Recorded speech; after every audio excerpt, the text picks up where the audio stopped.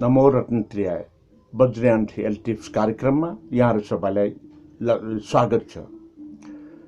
आदरणीय दर्शकवृन्द, निरन्तर रूपमा तपाईहरुलाई जानकारी गराउँदै आएको वज्रयान हेल्थ टिप्सको कार्यक्रममा आज पनि नारी विज्ञानलाई नै मैले अगाडि बढाउने प्रयत्न गरिरहेको छु।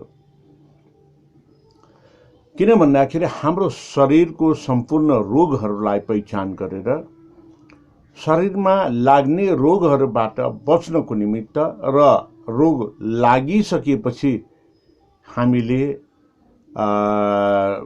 पनि चाहिँ रोगलाई उपचार गर्नको निमित्त महत्त्वपूर्ण ज्ञान भनेको हामीले नारीबाटै प्राप्त हुने गर्दछ। हो, त्यसैले आज पनि म नारी विज्ञानका केही कुराहरूलाई अझ चाहिँ गहनतम रूपमा तपाईहरुलाई प्रस्तुत गर्न गइरहेको छु।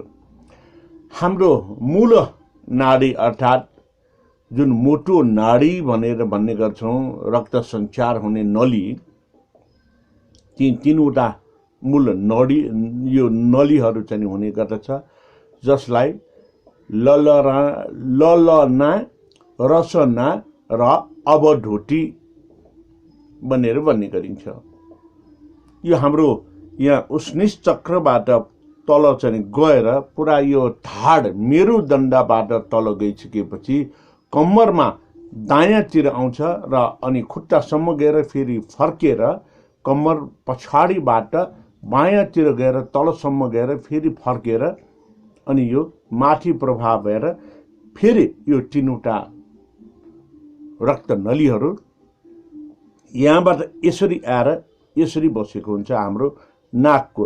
यो नाकको बायाँपट्टि यसरी दुईटा पुच्छर रहन्छ भने त्यो रक्त नलीको एउटा पुच्छर दायाँतिर रहन्छ। अनि हाम्रो परम्परागत प्रचलन भनौँ या हाम्रो बानी के छ भन्दाखेरि सिङ्गान आउँदाखेरि हामीले के गर्छौँ, यसरी त्यो चाहिँ यहाँ चाहिँ थिचेर, यहाँ यसरी थिचेर यतापट्टि एउटा औँलाले यतापट्टि दुईटा औँलाले थिचेर अनि सिङ्गान चाहिँ हामीले लिने गर्छौँ। यो भनेको ललना, रसना र अवधुटी नाडीका जुन चाहिँ अन्तिम बिन्दु हो, त्यो अन्तिम बिन्दुलाई थिचेर हामीले सिङ्गान लिने हो। यो पनि एउटा एक प्रकारले अकुप्रेसर नै हो भनेर हामीले भन्न सक्छौँ। अब यी कुराहरूलाई चाहिँ गर्दाखेरि यो ललना, रसना र अवधुटी नाडी जुन शरीरमा चाहिँ एउटा के भन्दाखेरि मूल रक्त नलीको रूपमा प्रभाव हुने गर्दछ र त्यही मूल नली जनेबाट नै अनि अनेकन नाडीहरू उत्पन्न भएर हाम्रो शरीर सञ्जालमा रक्त सञ्चारका प्रणालीहरू हुने गर्दछन्।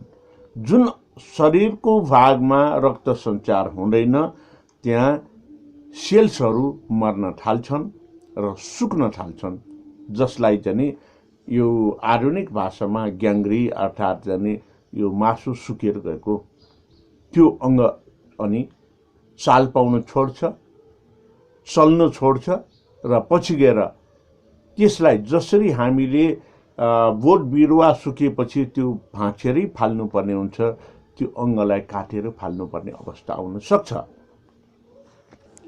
र अङ्गहरू नचलेको अवस्थामा काटेर फाल्नु पर्यो भने हाम्रो शरीर अपाङ्ग हुने गर्दछ। अब त्यसकारणले यो नाडीको अथवा रक्त नलीलाई हामीले एकदम सफा हुने र चाहिँ सुमधुर रूपमा सञ्चालन हुने गर्नुपर्छ।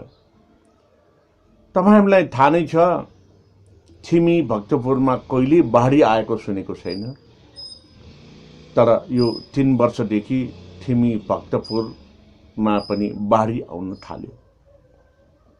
यो केले भयो भन्दाखेरि जसरी हाम्रो शरीरमा रक्त नलीहरू, नसाहरू, नाडीहरूमा रगत बहने गर्दछ, त्यसमा कोलेस्ट्रोल, ट्राइग्लिसराइड कोलेस्ट्रोल बा चाहिँ छिप्चिएर दुब्रिएर जाम भएपछि स्ट्रोक, हेमोरेज बा चाहिँ कतैपट्टि हेमोराइड हुन सक्छ भने त्यसरी नै देशमा पनि यो जुन नदी नाला थलहरू कहीँ फोहोर भएर चाहिँ त्यहाँ चाहिँ राम्रोसँग जम्न बग्न पाएन, कहीँ अतिक्रमित भएर चाहिँ बग्न पाएन भने अब त्यो कारणले अनि के भयो, नदी नालाहरू माथि उर्लिएर बाढीको रूपमा आउन थाल्यो।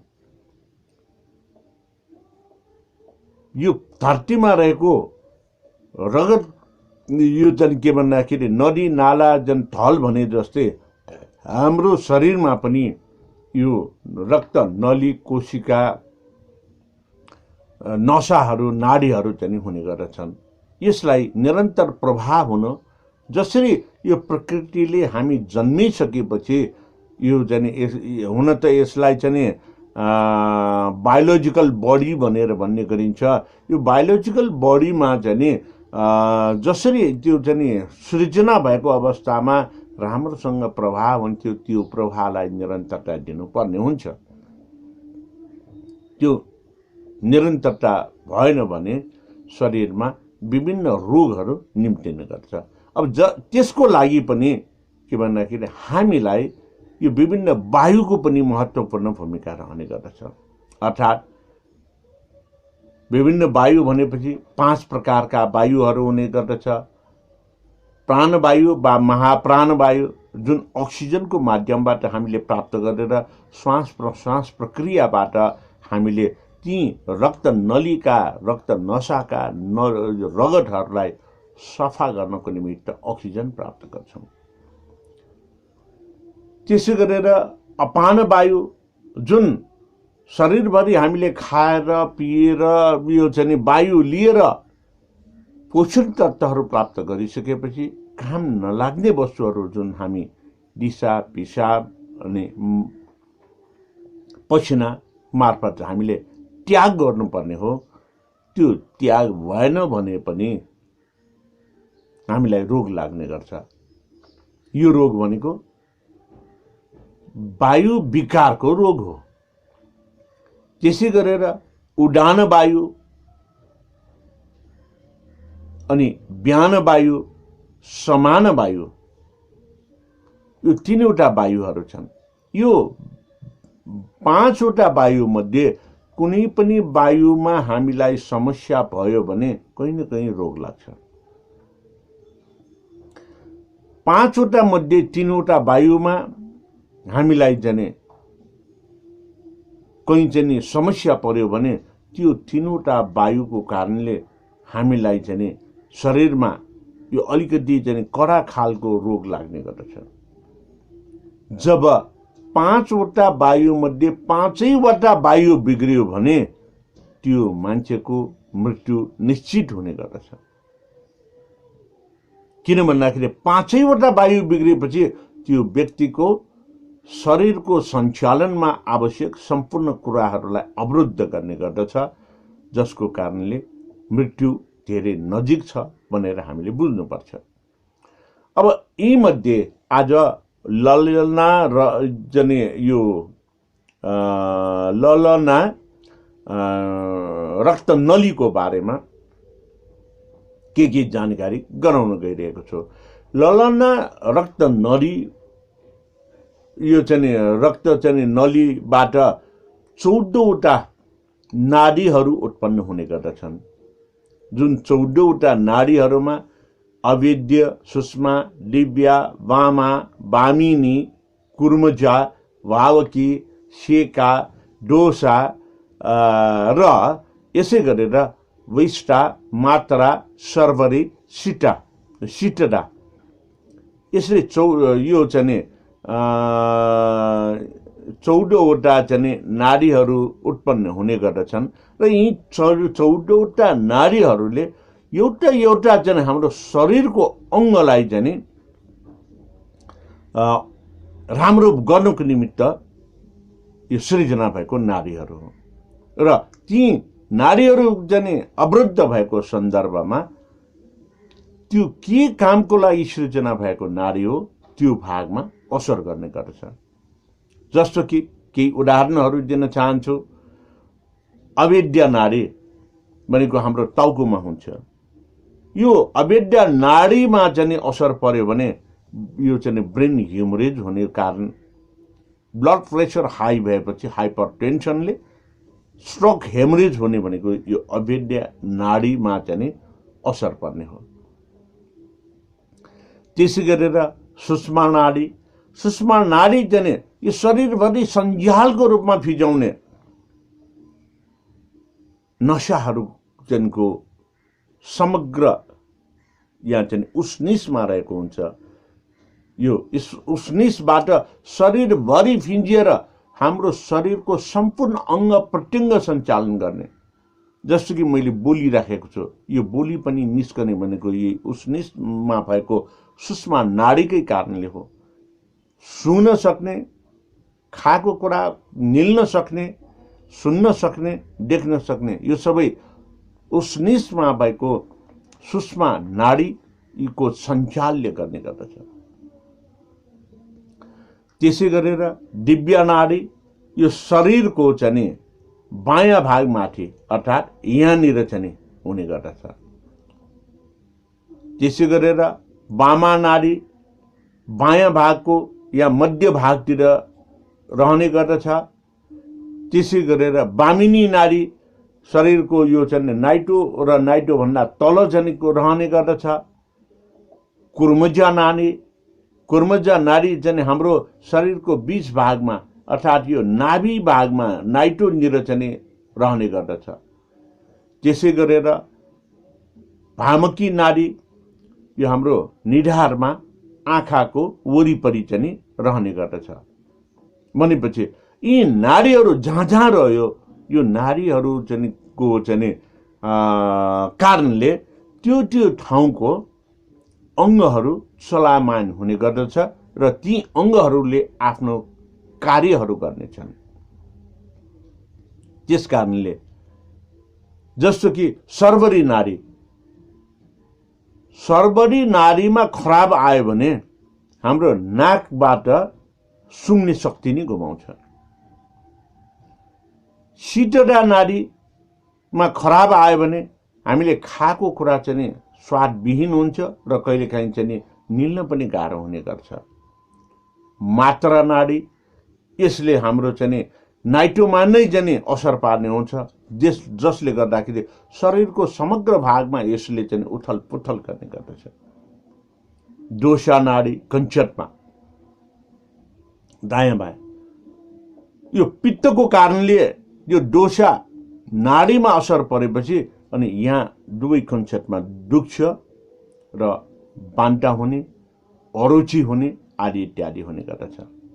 हो आदरणीय दर्शकवृन्द, यसै गरेर आज म थप नाडीको चालको आधारमा रोग मात्रै चाहिँ आज चाहिँ जानकारी गराउन चाहन्छु। काग जसरी हिँड्छ यसरी काग हिँड्छ। यो काग हिँडे जस्तो गरेर हाम्रो नाडीको चाल हामीले फेला पार्यो भने त्यो व्यक्तिलाई रगत सम्बन्धी रोग लागेको छ भनेर हामीले बुझ्नुपर्छ र रगत शुद्धिकरण गर्नको निमित्त फोहोर भएको रगतलाई सफा हुने उपचारतिर हामी लाग्नुपर्छ। फोहोर भएको रगतलाई उपचारतिर लाग्ने सबभन्दा पहिले त हामीले यो मनतातो पानीलाई पिउने गर्नुपर्छ। अझ त्यसमा तेजपातसँग उमालेर मनतातो गरेको पानीले खायो भने रगत सम्बन्धी विकारलाई हामीले निराकरण गर्न मद्दत गर्छ। त्यसै गरेर मान्छे हिँडे जस्तो यसरी टुक टुक टुक टुक मान्छे हिँडे जस्तो भयो भने त्यो भनेको के भन्दाखेरि त्यो मानिसमा विविध कारणले कमजोरी भयो र पोषण तत्त्व खानु पर्यो। अनि मान्छे दौडे जस्तो चाहिँ चाल तपाईँले नाडीमा फेला पार्नुभयो भने तपाईँलाई वायुको रोगले पेट दुख्न लागेको छ। अब पेट नदुख्नको निमित्त के गर्नु पर्यो तपाईँले ज्वानो पानी उमालेर दिनमा 3 पटक पिउने गरेको खण्डमा तपाईँको यो दौडे जस्तो गरेर चाहिँ चलेको नाडीको कारणले पेट दुख्नेबाट हामी बच्न सक्छौँ। अर्को कुरा, हामीले आलु वा कुनै वस्तुलाई साँध्ने, उसिनिसकेपछि त्यसलाई मरमसला राखेर साँध्ने। साँढे जस्तो गरेर बत्तारिएर हाम्रो चाहिँ यो चाहिँ नाडी चल्न थाल्यो भने त्यसले तपाईँको पेट गुडगुडी गर्ने र आउँ हुन लाग्यो, डिसेन्ट्री हुन लाग्यो भनेर चाहिँ हामीले बुझ्ने। त्यसको लागि सबैभन्दा उपयुक्त भनेको ज्वानो र लसुनलाई चाहिँ उमालेर त्यसको रस चाहिँ पिउने गर्नु पर्यो। अब अर्को माछा पल्टिए जस्तै फुत्रुक्क चाहिँ यो चाहिँ नाडी चल्न थाल्यो भने कुनै न कुनै कारणले तपाईँ अशक्त छ। यो अशक्तताले पनि कहिलेकाहीँ ज्वरो निकाल्ने गर्दछ र अशक्त ज्वरो आउन लाग्यो भनेर तपाईँले बुझ्ने गर्नुपर्छ। त्यस कारणले यो हामीले सामान्य यी नाडीका चालहरू यहाँ चाहिँ यहाँ यो दुई ठाउँमा तपाईँले नाडीको चाल थाहा पाउन सकेन भने यहाँनिर कन्सेप्टमा पनि हामीले चाल थाहा पाउन सक्छौँ, अथवा यो ठाउँमा पनि तपाईँले चाल थाहा पाउन सक्छौँ, अथवा खुट्टाको जुन चाहिँ कुर्कुच्चानिर पनि चाल पाउन सक्छौँ। जुनसुकै ठाउँमा छामेर तपाईँले नाडीको चाल पत्ता लगाउन सक्यो भने रोग निदानमा तपाईँको निमित्त सहज हुन्छ भन्दै आजको वज्रयान हेल्थ टिप्समा दिएका नाडीका चालहरू र विगतमा दिएका ज्ञानहरू र भोलि पनि दिने नाडीका चालहरूको बारेमा अवश्य पनि तपाईँले ज्ञान प्राप्त गर्नुभयो होला भन्ने विचार गर्दै म आजको वज्रयान हेल्थ टिप्स कार्यक्रमलाई अन्त्य गर्न चाहन्छु। भवतु सर्वमङ्गलम्।